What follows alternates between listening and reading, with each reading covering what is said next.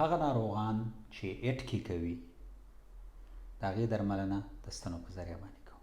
د اټکي د درملنې لپاره خلک چې اټکي کوي د هغې درملنې لپاره یوه نقطه چې کومه ده د معدې 46مه نقطه ده، کومه چې ټېله د ښکتنۍ څنډې څخه 3 کن ډسټال او 1 کن چې دی لاټرال چې دی ځای لري. د درملنې لپاره یو بله نقطه چې کومه ده هغه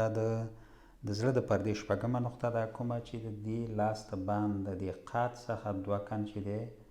پروکسیمال مسکولوس فلکزوا کارپراډیالیس او د پالماروس لانګوس لیګامنټونو ترمنځ چې دی ځای لري. د اټکي د درملنې لپاره بله نقطه چې کومه ده تشې د میتیاز د کڅوړې 18مه نقطه کومه چې توراسیک د اومې فقرې د پروسیس شپینوزس دواړو خواو ته 1.5 کن د دې شاته نیم منځني خط څخه ځای لري. په افغانستان کې د دې درملنې د دود او د ټولو ناروغانو د روغتیا